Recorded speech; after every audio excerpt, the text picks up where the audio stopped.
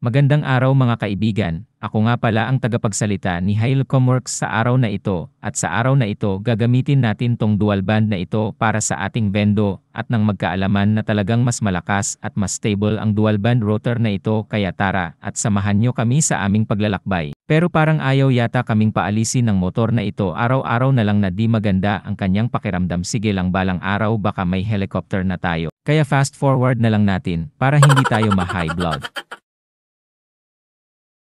Kaya pala ayaw umandar kasi may nakapasok lang pala na daga sa ilalim at ito naging okay na ang motor natin. Sa aming paglalakbay nakita ko ang mga magagandang tanawin na tila ngumingiti sa amin at damang-dama namin ang lamig ng hangin at naalala namin ang aming mga kanding nga gitugway sa daplin sa balimbing. Pasensya na mga kaibigan dahil isa lang akong robot na napag-utosan kung ano ang aking sasabihin. Sa layo ng aming nilakbay mga ibong gala sa amin ay sumasabay kaya hindi mo dama ang pagod at naalala naman namin ang among balay kog mag-ulan magtulo o mag-init magduha. Pasensya na mga kaibigan dahil malapit na tayo sa aming pupuntahan. Kaya wag kayong bumitaw sa panunood ng sa ganon magkapera naman ako sa YouTube kahit isang duling.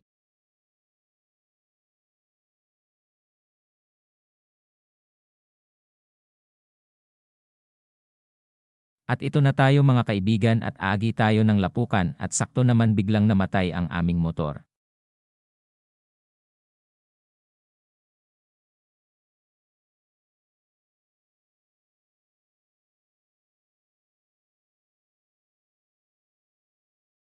Wag na nating patagalin pa diretso paslak na natin sa cage natin mga kaibigan dahil nagugutom na kami at panoorin nyo na lang kung paano kami nag-set up.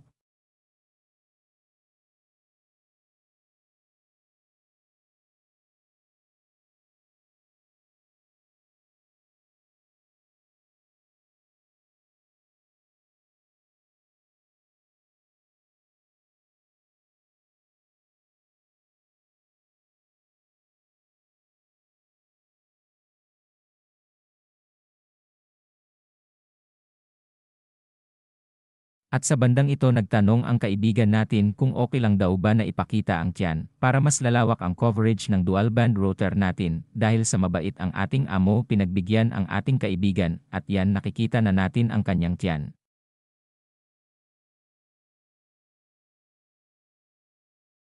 Ayan mga kaibigan natapos na po nating ma-set up ang ating dual band rotor as access point at good to go na po tayo. Oo nga pala kung nakikita nyo ang gamit namin para magkaroon ng internet ay gumamit kami ng Mediacon to Mediacon galing sa internet source namin mga nasa 500 meters ang layo. Ito mga kaibigan tinest na po natin at kami ay gumamit ngayon ng Wi-Fi software kaso nga lang wala pala kaming barya na alala tuloy namin ang kasabihang mabuti pa ang pera may tao pero ang tao walang pera at naalala din namin ang kasabihang kung apat ang paa ng kalabaw ay ganon din ang sa kabayo. At ngayon mga kaibigan uuwi na po kami at sana ay huwag kayong magalit sa vlog ko na ito na kahit ako ay nalilito kung ano ang main content ng video na ito pero ganun pa man sana ay mayroon kayong nakitang maaring matutunan. Maraming salamat po mabuhay ang bagong biling piso vendo at sana happy kayo. Dahil mas happy kami, ganito tumawa ang robot hehehehe.